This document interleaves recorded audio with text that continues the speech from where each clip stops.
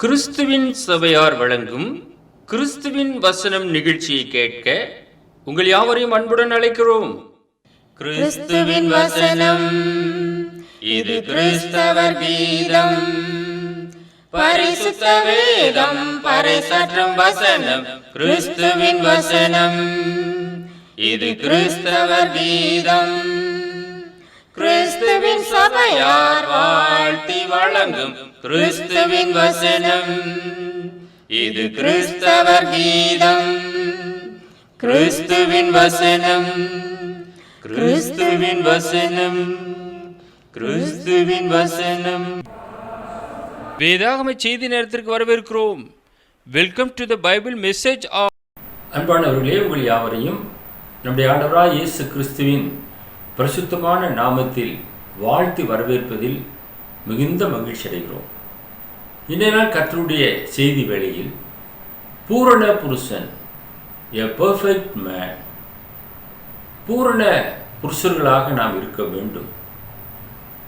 பரிசுத்த வேதாகமத்திலே ஆதி முதலாக தேவன் குடும்ப தலைவர்களோடு கூட பேசி வந்தார். முதல் மனிதன் ஆதாம் இடத்திலே பேசினார். ஆதாமே, நீ எங்கே இருக்கிறாய் என்று கேட்டார். அடுத்ததாக நாம் பார்க்கும்போது ஒரு பெரிய லீடர் நோவாவோடு கூட பேசினார். கொப்பேர் மரத்தாலே ஒரு பேழையை உண்டாக்கு, நீயும் உன்னுடைய குடும்பத்தாரும் அதில் பிரவேசித்து காக்கப்படுங்கள் என்று ஒரு எச்சரிப்பை கொடுத்தார்.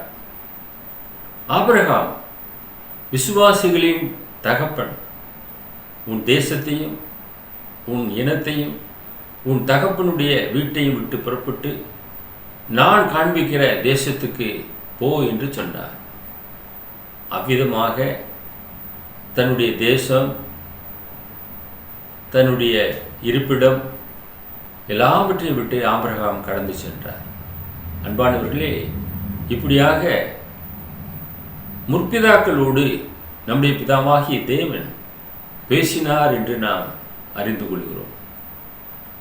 யாக்கோபு 3வது அதிகாரம் 2வது வசனம் சொல்லுகிறது, நாம் எல்லாரும் அநேக விஷயங்களில் தவறுகிறோம். ஒருவன் சொல் தவறாதவன் ஆனால் அவன் பூரண புருஷனும் தன் சரீரம் முழுவதையும் கடிவாளத்தினாலே அடக்கி கொள்ளக்கூடியவனுமாய் இருக்கிறான். எப்படிப்பட்ட மனுஷன் பூரண புருஷன் என்று ஒரு கேள்வி எழுப்புவோம் என்றால், தன் சரீரம் முழுவதையும் கடிவாளத்தினாலே அடக்கி கொள்ளக்கூடியவன், சொல் தவறாதவன், அவன்தான் பூரண புருஷன். சொன்னபடி நடக்க வேண்டும். இன்றைக்கு அநேகருடைய எதிர்பார்ப்பு அதுவாகத்தான் இருக்கிறது. நேற்றொன்று இன்றொன்று பேசக்கூடாது. நேற்று என்ன பேசினமோ அதே காரியத்திலே இன்றும் நாம் நிலைத்திருக்க வேண்டும், என்றும் நிலைத்திருக்க வேண்டும். சொல் தவறக்கூடாது. சொல் தவறுவோமே என்றால் யாரும் நம்மை நம்ப மாட்டார்கள். ஆக சொல் தவறாதவனாக இருக்கும்போது அவன் பூரண புருஷனும் தன் சரீரம் முழுவதையுமே கடிவாளத்தினாலே அடக்கி கொள்ளக்கூடியவனுமாய் இருக்கிறான். குதிரைகள் எப்படி கடிவாளத்தினாலே அடக்கப்படுகிறதோ அதை போல தன்னுடைய சரீரத்தை அடக்கக்கூடியவனாக அவன் இருக்கின்றான். அப்படிப்பட்டவன் தான் பூரண புருஷன் என வேதாகமம் சொல்லுகிறது. அன்பானவர்களே, நீங்கள் ஒரு பூரண புருஷனாக இருக்க பிரயாசப்படுங்கள். நாம் அப்படியாக இருக்கும்போது அந்த தகுதி அம்சத்தை உடையவர்களாக நாம் இருக்கின்றோம். தீத்து 2வது அதிகாரம் 2வது வசனத்திலே, முதிர் வயதுள்ள புருஷர்கள் ஜாக்கிரதை உள்ளவர்களும் நல்லொழுக்கம் உள்ளவர்களும் தெளிந்த புத்தி உள்ளவர்களும் விசுவாசத்திலும் அன்பிலும் பொறுமையிலும் ஆரோக்கியம் உள்ளவர்களாக இருக்கும்படி புத்தி சொல்லு. Speak you the things that the aged man be sober, grave, temperate, sound in faith, in charity, in patience. முதிர் வயது உள்ள புருஷர்கள் ஜாக்கிரதை உள்ளவர்களாக இருக்க வேண்டும். இன்னைக்கு 40 வயதிலே அநேருக்கு நாய் குணம் வந்து விடுகிறது. 60 வயதிலே ஆட்டம் காண ஆரம்பிக்கிறார்கள். தேவையில்லாத ஆசையெல்லாம் கூட வர ஆரம்பித்து விடுகிறது. ஆனால் வசனம் என்ன சொல்லுகிறது? முதிர் வயதுள்ள புருஷர்கள் ஜாக்கிரதை உள்ளவர்களும். அவங்களை அநேகர் நோக்கி பார்க்கிறார்கள். அவங்க எப்படி நடக்கிறாங்க, அவங்க எப்படி பேசுறாங்க. முதிர் வயது உள்ளவர்கள் மற்றவர்களுக்கு மாதிரியாக இருக்க வேண்டும் எல்லா விதத்திலும். குறிப்பாக இளம் தலைமுறையினர் அவர்களை பார்க்கிறார்கள். நல்ல ஒழுக்கம் உள்ளவர்களும் இன்றைக்கு ஒழுக்கக்கேடாக நடக்கிறார்கள். நிறைய குற்றத்துக்குள்ளாக உள்ளாகக்கூடியவர்கள் முதிர் வயது உள்ளவர்களாக இருக்கிறார்கள். பேர பிள்ளைகள் எடுத்தவர்கள் கூட தவறு செய்யக்கூடியவர்களாக மாறிவிடுகிறார்கள். அவர்கள் நல்லொழுக்கம் உள்ளவர்களும் தெளிந்த புத்தி உள்ளவர்களும். தெளிவான பேச்சை நாம் பேச வேண்டும். ஞானமான காரியங்களை மற்றவர்களோடு கூட பகிர்ந்து கொள்ள வேண்டும். வார்த்தையிலே தெளிவு இருக்க வேண்டும். இதெல்லாம் முதிர் வயது உள்ள புருஷர்களுக்குரிய தகுதி அம்சங்களாக இருக்கிறது. விசுவாசத்திலும் அன்பிலும் பொறுமையிலும் ஆரோக்கியம் உள்ளவர்களாக இருக்கும்படி புத்தி சொல்லி. நாம் விசுவாசிகளின் தகப்பனாகிய ஆபிரகாமை நாம் பின்பற்றக்கூடியவர்களாக இருக்கிறோம். ஆபிரகாமின் குமாரர்களும் குமாரத்திகளுமாக விசுவாசத்திலே நாம் இருக்கிறோம். நம்முடைய முற்பிதாவாகிய ஆபிரகாம் எப்படி இருந்தார்? அவருடைய அன்பு எப்படிப்பட்டதாக இருந்தது? அவருடைய பிள்ளைகளாகிய நாம் எப்படிப்பட்டவர்களாக இருக்க வேண்டும்? ஆபிரகாமின் விசுவாசத்தை உடையவர்களாக இருக்க வேண்டும். ஆக அந்த விசுவாசம் நம்மிலே காணப்பட வேண்டும். தேவனுடைய அன்பு நம்மிலே இருக்க வேண்டும். யோபுவினுடைய பொறுமை நம்மிலே காணப்பட வேண்டும். இப்படியாக ஆரோக்கியம் உள்ளவர்களாக இருக்கும்படியாக அவர்களுக்கு புத்தி சொல்லு என்று அப்போஸ்தலனாகிய பவுல் தீத்துவுக்கு எழுதின கடிதத்திலே நாம் பார்க்கிறோம். இந்த விதமான புத்திமதிகளிலே நாம் வளருவோம் என்றால் ஒரு ஆரோக்கியமான புருஷனாக, அதாவது பூரண புருஷனாக நாம் இந்த உலகத்திலே காணப்படுவோம். பாலிய புருஷர்கள் தீத்து 2வது அதிகாரம் 6-8 வசனங்கள். அப்படியே பாலிய புருஷரும் தெளிந்த புத்தியுள்ளவர்களாய் இருக்கவும் நீ புத்தி சொல்லி, நீயோ எல்லாவற்றிலும் உன்னை நற்கிரியைகளுக்கு மாதிரியாக காண்பித்து, எதிரியானவன் உங்களை குறித்து பொல்லாங்கு சொல்லுகிறதுக்கு ஒன்றுமில்லாமல் வெட்கப்படத்தக்கதாக உபதேசத்திலே விகற்பம் இல்லாதவனும் நல்லொழுக்கம் உள்ளவனும் குற்றம் பிடிக்கப்படாத ஆரோக்கியமான வசனத்தை பேசுகிறவனுமாய் இருப்பாயாக என்று அப்போஸ்தலனாகிய பவுல் தீத்துவுக்கு எழுதியிருக்கிறார். பாலிய புருஷர்கள் எப்படி இருக்க வேண்டும்? தெளிந்த புத்தி உள்ளவர்களாக இருக்க வேண்டும். இன்றைக்கு வாலிப பிள்ளைகள் வாலிபத்திலே சிருஷ்டிகரை நினைக்க தவறி விடுகிறார்கள். சொற்ப பேரே வாலிபத்திலே சிருஷ்டிகரை நினைவு கூறுகிறார்கள். இந்த வாலிப பிராயம் மிக அருமையான பிராயம். வாலிப பிராயத்தில் உன் சிருஷ்டிகரை நீ நினைப்பாய் என்றால் அவருடைய வல்லமையுள்ள வசனம் வாலிபத்திலே உன்னை பாதுகாக்கும். யோசேப்பை வாலிப வயதிலே கர்த்தர் பாதுகாத்தார். அவன் கர்த்தரோடு இணைந்தவனாக ஜீவனம் பண்ணினான். வாலிபத்திலே வெற்றி அடைந்தான். அவனுடைய குடும்பம் ஆசீர்வாதமாக இருந்தது. யோசேப்பை தேவன் உயர்த்தினார் என்று நான் பார்க்கிறோம். வாலிபத்திலே அவர்கள் உண்மையும் உத்தமம் உள்ளவர்களாக ஜீவனம் பண்ணினார்கள். தாவீது தன்னுடைய வாலிபத்திலே மிக சிறப்பாக கர்த்தரை பற்றி கொண்டவனாக இருந்தான். சிங்கத்தையும் கரடியும் ஜெயிக்கக்கூடிய பலனை தேவ சமூகத்திலிருந்து பெற்றுக்கொண்டான். கோலியாத்தை ஒரு கவன்கல்லாலே வீழ்த்தினான். ஆக பாலிய புருஷர்கள் தெளிந்த புத்தி உள்ளவர்களாக இருக்க வேண்டும். அவர்களுக்கு நீ புத்திமதிகளை சொல்லு என்று சொல்லுகிறார். நீயோ எல்லாவற்றிலும் உன்னை நற்கிரியலுக்கு மாதிரியாக காண்பித்து, இந்த தீத்து ஒரு வாலிபனாக இருந்திருக்கிறான். எனவே அவர் எழுதும்போது, நீ உன்னை எல்லாவற்றிலும் நற்கிரியலுக்கு மாதிரியாக காண்பி. முதலாவது ஒரு போதகன் ஒரு மாதிரியாக இருக்க வேண்டும். இயேசு கிறிஸ்து நமக்கு ஒரு மாதிரியை விட்டு சென்றிருக்கிறார். அந்த மாதிரியை பின்பற்றக்கூடிய நாமும் மற்றவர்களுக்கு மாதிரியாக இருக்க வேண்டும். நம்மை நோக்கி பார்க்கிறார்கள்.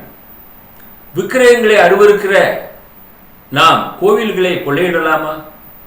களவு செய்யக்கூடாது என்று சொல்லுகிற நீ களவு செய்யலாமா?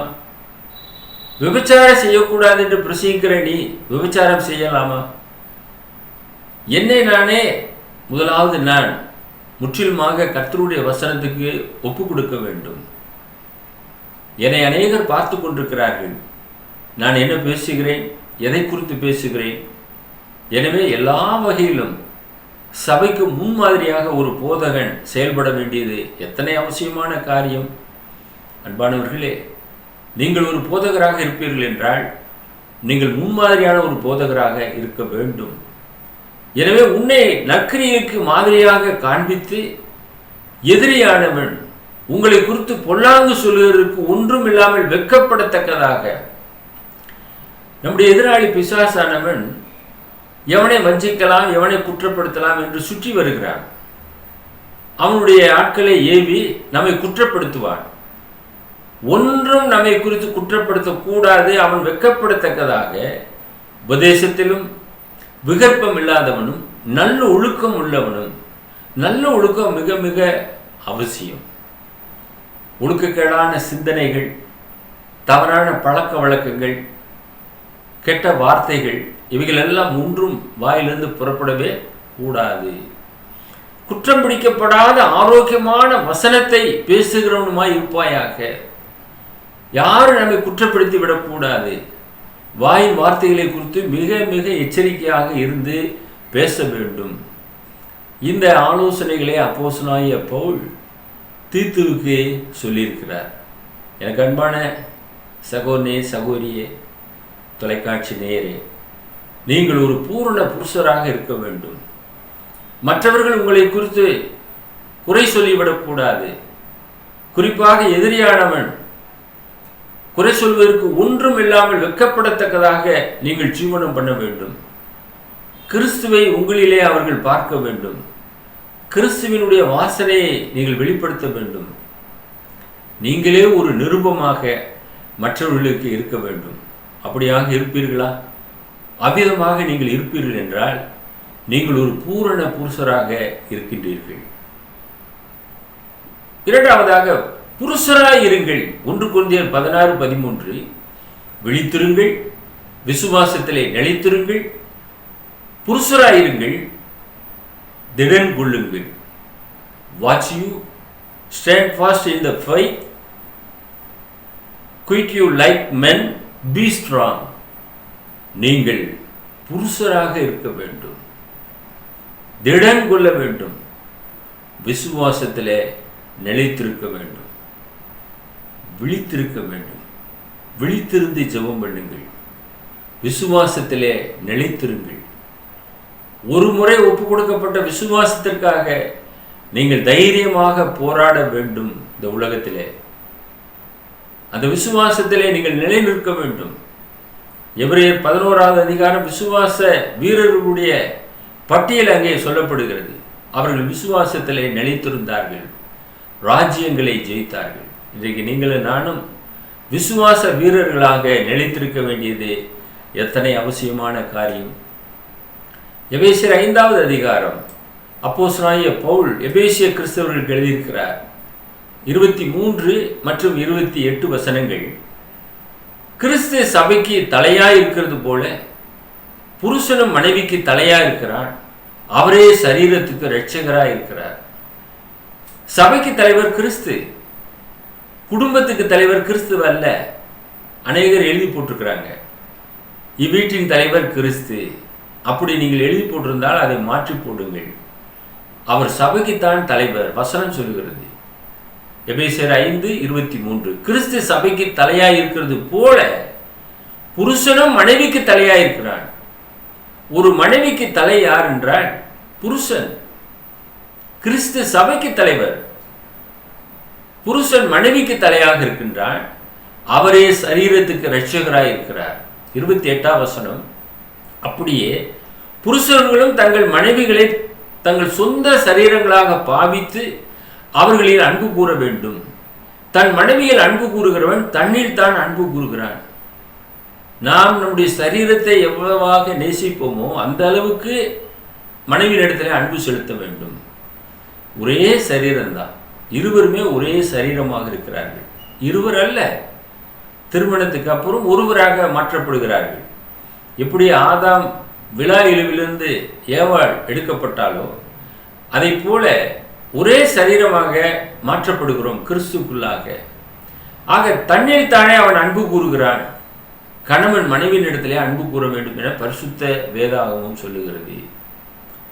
இன்றைக்கு ஒவ்வொரு புருஷனும் வீட்டுக்கு தலையாக இருக்கின்றான்.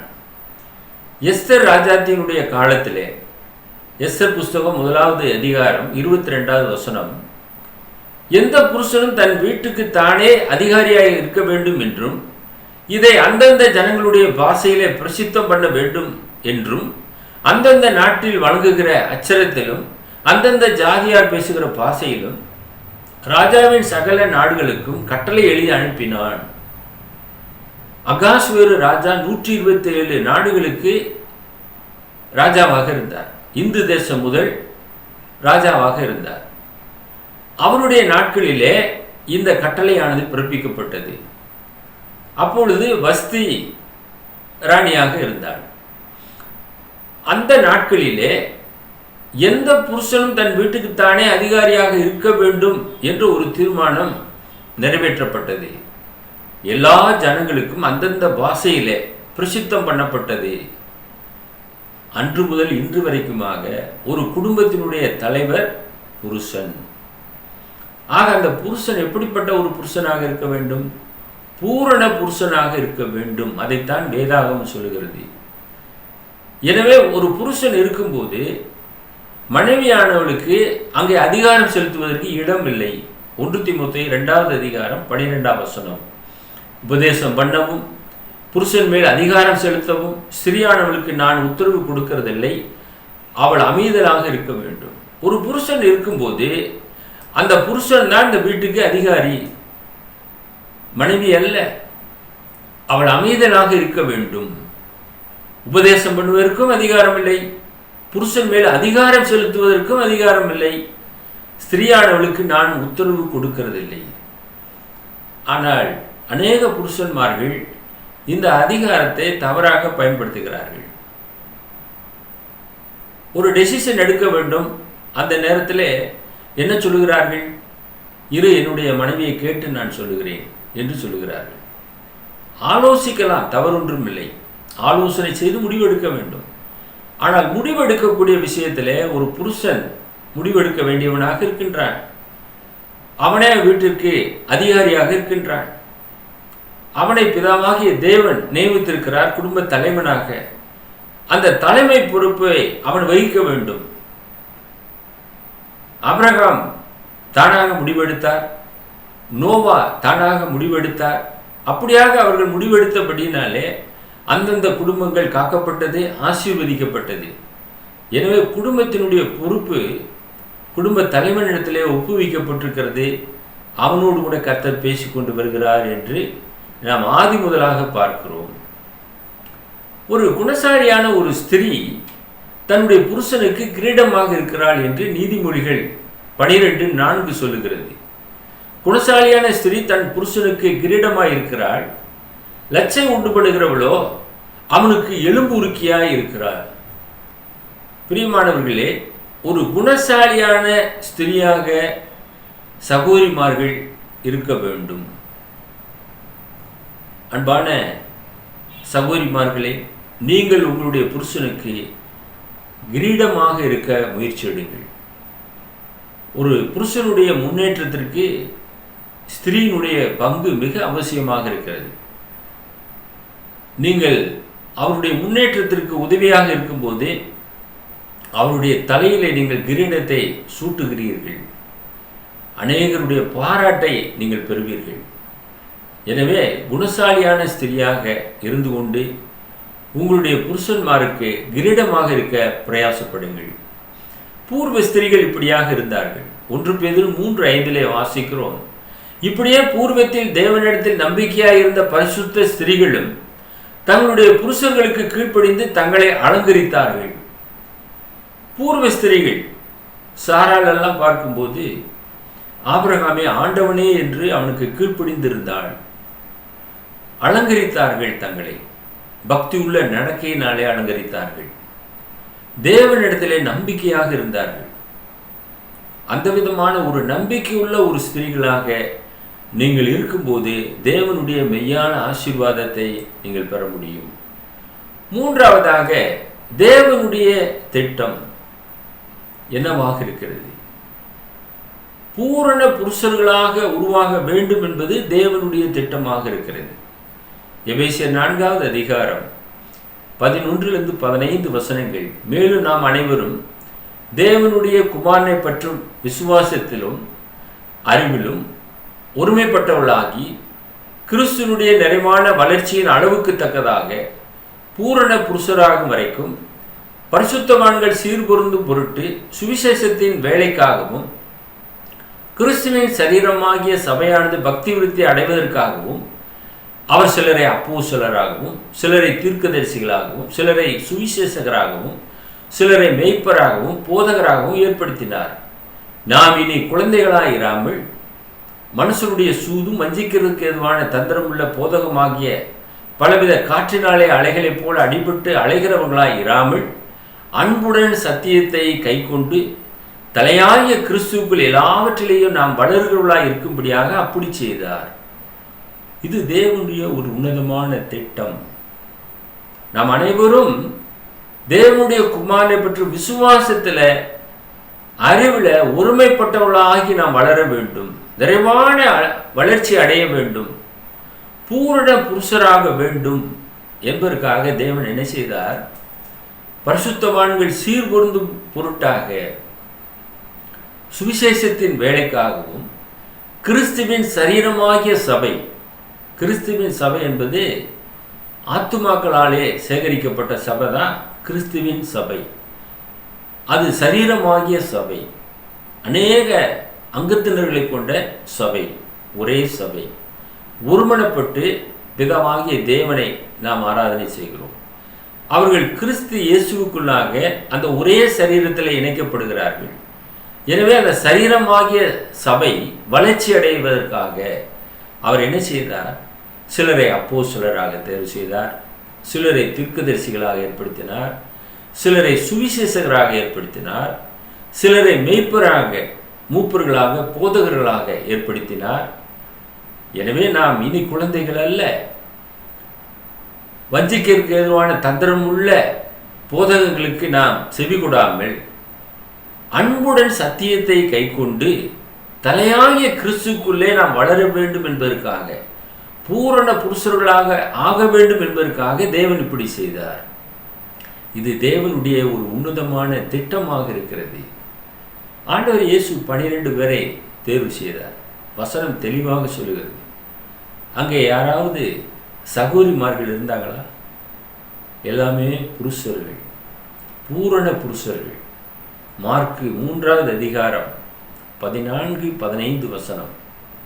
அப்போது அவர் 12 பேரை தெரிந்து கொண்டு அவர்கள் தம்மோடு இருக்கவும் பிரசங்கம் பண்ணும்படியாக தாம் அவர்களை அனுப்பவும் வியாதிகளை குணமாக்கி பிசாசுகளை துரத்தும்படி அவர்களை அதிகாரம் உள்ளவர்களாக இருக்கவும் அவர்களை ஏற்படுத்தினார். 12 பேரை எதற்காக ஏற்படுத்தினார்? 12 சீடர்களை தம்மோடு அவர்கள் இருக்க வேண்டும். இயேசுவோடு இருந்தார்கள், 3 ஆண்டுகள் இருந்தார்கள். அவர் எங்கே போனாலும் அவர் பின்னாடியே போனார்கள். உயிர்த்தெழுந்து பரமேறி போகிறார், அப்பொழுதும் அங்கே போகிறார்கள். அவர் பரமேறி போகிறதை பார்த்து கொண்டிருந்தார்கள். அப்போது தேவதூதர்கள் வந்து, இந்த இயேசுவானவர் உங்களிடமிருந்து எப்படி ஏறி போனாரோ அப்படியே மீண்டும் வருவார் என்று சொன்னார்கள். பிரசங்கம் பண்ணும்படியாக தாம் அவர்களை அனுப்பவும் எல்லா இடத்துக்கும் அனுப்பினார். யூதேயா, சமாரியா, கலிலேயா உலகமெங்கிலும் இந்த சுவிசேஷத்தை போய் சொல்லுங்கள் என்று அவர்களை ஏற்படுத்தினார். வியாதிகளை குணமாக்க, பிசாசுகளை துரத்த அவர்களுக்கு அதிகாரம் கொடுத்தார், அவர்களை ஏற்படுத்தினார் என்று வசனம் தெளிவாக சொல்லுகிறது. இதற்கெல்லாம் மேலால் போல கடைசியாக லூக்கா ஆசிரியர் என்ன சொல்லுகிறார் என்று பாருங்கள். லூக்கா 1வது அதிகாரம் 2-4 வசனங்கள். ஆரம்பம் முதல் கண்ணார கண்டு வசனத்தை போதித்தவர்கள் எங்களுக்கு ஒப்புவித்தபடியே அவைகளை குறித்து சரித்திரம் எழுத அநேகம் பேர் ஏற்பட்டபடியினால் ஆதி முதல் எல்லாவற்றையும் திட்டமாய் விசாரித்தறிந்த நானும் உமக்கு உபதேசிக்கப்பட்ட விசேஷங்களின் நிச்சயத்தை நீர் அறிய வேண்டும் என்று அவைகளை ஒழுங்காய் உமக்கு எழுதுவது எனக்கு நலமாய் தோன்றிற்று என்று தெயோப்பிலுவுக்கு லூக்கா, வைத்தியனாகிய லூக்கா எழுதியிருக்கிறார். ஆரம்பம் முதல் கண்ணார கண்ட சாட்சி, அவர்களாலே போதித்த அந்த வசனங்களை இவர்கள் கேட்டார்கள். சரித்திரம் எழுத அநேகர் ஏற்பட்டபடினாலே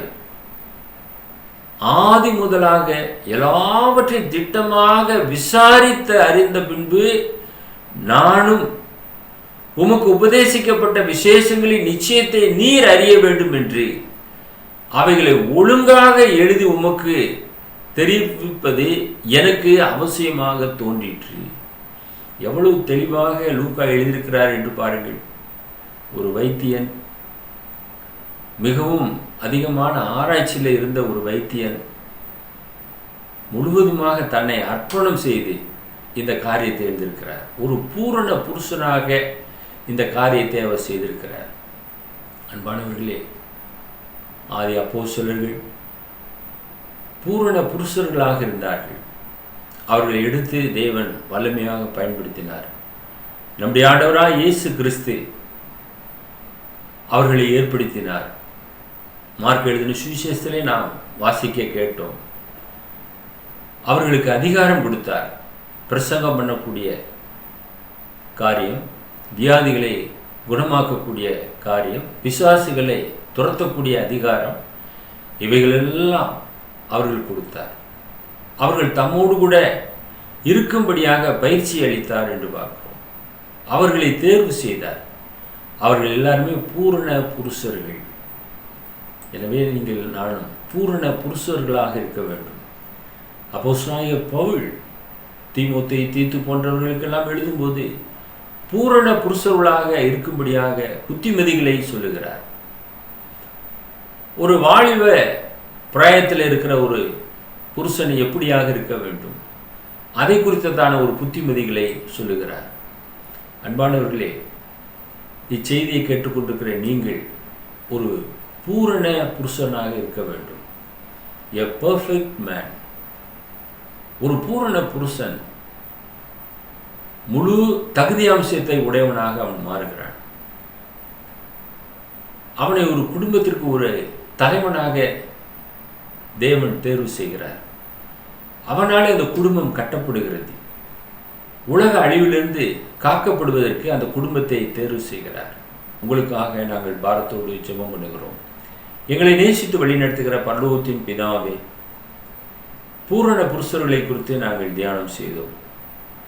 இந்த செய்தியை கேட்டுக்கொண்டிருக்கிற அருமையான நேயர்கள் தங்களுடைய வாழ்க்கையிலே பூரண புருஷர்களாக இருந்து கொண்டு குடும்பத்தை கட்டவும், உமக்கேற்ற ஆலோசனையின்படியாக அவர்கள் வளர்ச்சியடையவும் தேவன் தாமே உடைய வலிமையுள்ள வசனத்தினாலே அவர்களை பொறுப்படுத்தி வழிநடத்த வேண்டுமாய் எங்கள் அன்பின் ஆண்டவர் இயேசு கிறிஸ்துவின் வெளியேற பெற்ற நாமத்தில் இந்த ஜெபத்தை தாழ்மையோடு கூட ஏறெடுக்கிறோம். எங்கள் பரலோகத்தின் பிதாவே, ஆமென். விழித்திருங்கள், விசுவாசத்திலே நிலைத்திருங்கள், புருஷராயிருங்கள், திடன் கொள்ளுங்கள். Watch you, stand fast in the faith, be perfect men, be strong. Amen. Mobile number 944-355-8041. Another number 6379350509. Email address urgenandglory@gmail.com. View our The Word of Christ program on YouTube channel. May God bless you all. மீண்டும் அடுத்த நிகழ்ச்சியில் உங்களை சந்திக்கும் வரை கர்த்தருடைய கிருபை நம் அனைவரோடும் கூட இன்றும் என்றும் சதா காலங்களிலும் இருப்பதாக.